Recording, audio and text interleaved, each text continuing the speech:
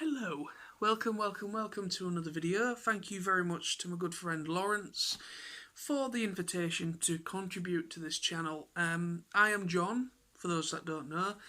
I also go by the username or nickname as Nosy, and I also have a YouTube channel called TF Nosy. So just a little plug in the description there below if you want to check out that link and give me a check out if you want to. I'm mainly a YouTuber that I'm a big fan of animation, of pretty much any sort of type of animation. I talk about stuff like that, and I talk about toys. I collect stuff as well, and I'm a big Disney fan. So thank you very much to Lawrence for the invite, and I hope this video does the channel some sort of justice. So today's video, as you can see on the title page, I want to talk about Toy Story 4. This is a film that I've been wanting to make on my actual main channel, my TF Nosy channel, for a little bit, and I just haven't got around to doing it. Toy Story 4, when it was first announced, I was very dubious about it. At the same time, I was excited for it because I love Toy Story, and I absolutely love Toy Story. Toy Story was actually the second film I was ever taken to see when I was a kid. The Lion King was the first film I ever went to see. I was about 5 or 6. I was probably 5 or 6 years old, and my mum took me to see Toy Story, the original Toy Story, after I went to see The Lion King. So yeah, it was the second film I ever went to see, and it just blew me away because it was the first movie to introduce proper CGI animation, and it was just beautiful, and it still holds up so nicely and beautifully well to this day. When we finally got up to Toy Story 3, and the way that Toy Story 3 ended and concluded, it was a perfect ending to the trilogy, and in a way there was no real need for a fourth film. In the logical sense, there wasn't really any need for one because they'd already perfectly tied it all up in a beautiful bow, and they give us such a powerful tear-jerking moment where we thought all the main characters were going to die or be incinerated. But obviously that never happened, and they ended up being given. Andy gives these toys to a young girl that is a little bit younger than he was from the first Pixar movie, or maybe about the same age. I'm not too sure. But Andy is in the third film, Andy is grown up. He's now an adult. He's on his way to college. But at the end of the film, he thinks it's nice, instead of putting them in storage where they're never going to be played with again, he decides to give them to a little girl that will love them and give her great memories, childhood memories. So that, in a way, you can kind of see that there could be a continuation to the fact that these toys are now in the ownership of a different child. But at the same time, they didn't really need to be a continuation because it was perfectly beautifully done with the transition between Andy and the closure. So it's no longer, Andy is no longer the focus.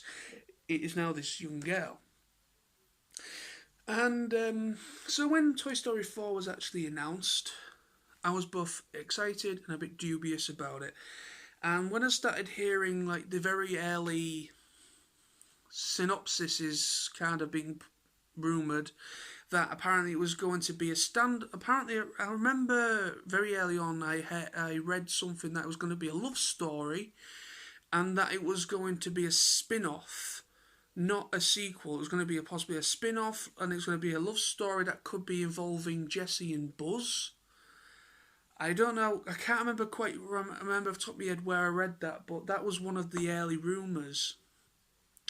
And then I heard stuff like it was going to be then later on it actually said it was going to be an actual possible sequel. And then finally it was when Tom Hanks and Tim Allen, that played Woody and Buzz, when they were recording their lines, and I've seen interviews that they both broke down in tears when they read the last lines of their script, and they were told that is it. There's going to be no more Toy Story as we know it as a movie. This is going to be the final one, and it did bring a tear to both Tom Hanks and Tim Allen's eyes, and and also kind of what happens in Toy Story 4. So a quick spoiler alert before I get too far on with Toy Story 4, just in case some people haven't yet seen it. So you've been warned. I will now continue. Toy Story 4, the way that the movie is, it pretty much, it kind of starts off not long after. I don't think there's that much of a time difference between 3 and 4. Obviously, they're still in the ownership of this new little girl that Andy gives the toys to. And basically, long story short, Woody throughout the whole movie is talking about that they need to be there for this child, and kind of like the way for Andy.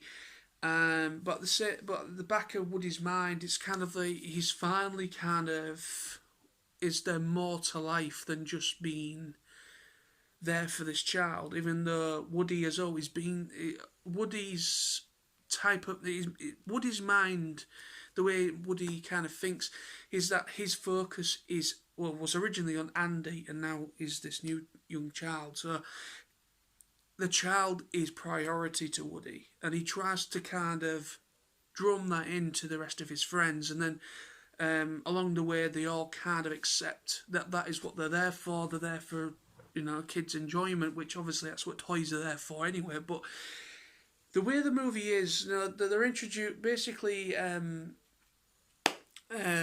Forgotten the young girl, but the little girl that is now the owner of these toys, she has to go to preschool or nursery or something.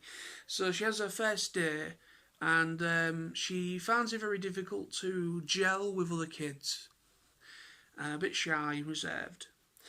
And Woody actually sneaks himself into her backpack and actually goes to the nursery with her, and he kind of just observes how she is and how she interacts. And then she notices that none of the kids seem to really notice her, or they kind of ignore her. So what he does is he purposely kind of sneaks out the backpack when no one's looking, and he kind of puts all these weird things on the table, like lollipop sticks and bendy things and stuff like that. So she ends up creating Forky, who is a brand new character, and I love Forky. I think he's an absolutely brilliant little character. Forky now becomes essentially her favourite new little toy. She, made him essentially. They come back to her room where all the other toys are, and Woody introduces Forky to everyone else. And then, but for Forky, the way he is, he freaks out. He sees himself as trash. So throughout the whole movie, he sees himself as trash, because that's what he is. He's made out of things that were disposed of in a trash can. But he sees himself as trash, and he keeps kind of running towards a bin. Or he does everything remotely possible to try and evade Woody and all of his friends. And then the little girl's mum and dad all go in an RV, and she takes all of her toys, Woody, Buzz and everyone else, with her, and they go to this carnival, this fun fair. And when they go to this fun fair, they finally meet Bo Peep. Woody actually discovers this old antique store, and he notices the display with the 3 sheep on it, but Bo Peep isn't there. And he goes like, is that Bo? Is that Bo Peep? So he goes into this old antique store. This old lady owns it. And he ends up going in there with Forky, because basically there's a bit of a disaster. Forky ends up kind of jumping out of the window of the RV when they're driving, and Woody ends up going after him, so they have to walk all the way to the fun fair. And when they do that, they discover this old antique shop, and they go inside, and they discover this weird doll that and these weird things that these other ventriloquist doll things That kind of reminds me of the Night of the Living Dummy from Goosebumps from years ago.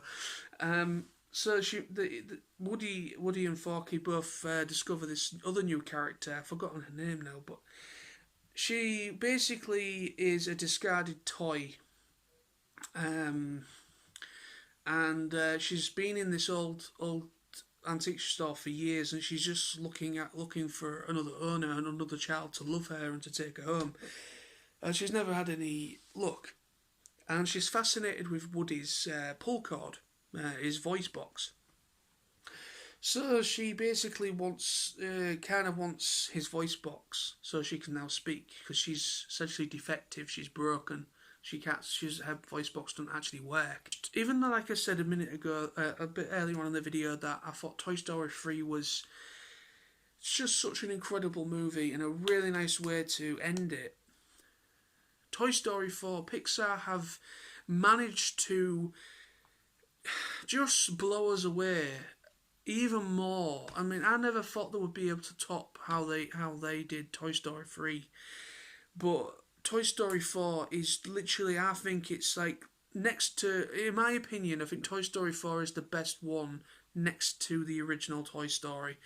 That's my personal opinion, and they just literally knocked it out of the park with how they perfectly and beautifully ended it all properly with the fourth film. Because at the end of the fourth film, Woody is given an ultimatum for the first, well, not for the first time, but he's given this ultimatum as that, does he want to stay with Bo Peep? Because obviously Bo Peep and Woody had a bit of a history as kind of like boyfriend and girlfriend when way back in the first Toy Story movie. And since that, she was essentially, I think she was in Toy Story 2, but obviously she was sold in the yard sale, and never heard of again. So it was nice to see her again, and he's given this ultimatum whether to stay with her and the other lost toys at this carnival, this fun fair, or to go along or go back with the rest of the toys, like Buzz and Jessie and everyone else. Yeah, so he ends up choosing the decision that I never thought I would hear Woody do, and it actually shocked a lot of people. But Woody stayed behind in order for Woody to start a new life and to kind of see more of the world, and also to help other lost toys, Bo Peep and Woody, kind of volunteer their services to kind of help other toys, rather than just go back to how his life used to be previously. And the way that it ends like that is just such a beautiful and very powerful moment, because that's it. Woody's no longer part of the... He's no longer there. He's now kind of going down a completely new path, a new life, if you will. And it's just such a beautiful movie. Toy Story 4, if you haven't seen it, obviously I did say a quick spoiler on it, but if you have seen it, I'm sure many of you are really, really happy with it. But if you haven't seen it, go see it. It is just a beautifully crafted movie. The story is just sublime. The animation in this is just top notch. They really have gone all out on the feels, how these characters interact with one another, the humour, the comedy and the humour, the seriousness in certain scenes, and also it's pretty damn creepy, especially with the ventriloquist doll things that kind of the way that they run around is really freaky and weird. And obviously the doll girl that Woody and Forky discover in the old antique shop, she is actually quite, she comes over real nice and bubbly, but a lot, as the story progresses, she starts to become a little bit, whoa, she's a bit, I think I need to keep my distance, But it all works out in the end for her, I'm glad to say. She does actually find a new home, which is really nice. And Woody actually gives her his voice box at the end of the film as well. So it's So he no longer has his voice box, and then leaves his previous life behind to start a new one. It's just such a beautiful story, beautiful way to end it all on a lovely, lovely, lovely thing like that. But anyway, so that's all I'm going to talk about. Thank you very much for watching. I've been talking way too long. But thank you again to Lawrence for inviting me in to this, and hope you've enjoyed this video. Please subscribe to this channel and share with your friends, and share wherever you want so we can maybe get this channel noticed. And thank you. Bye bye.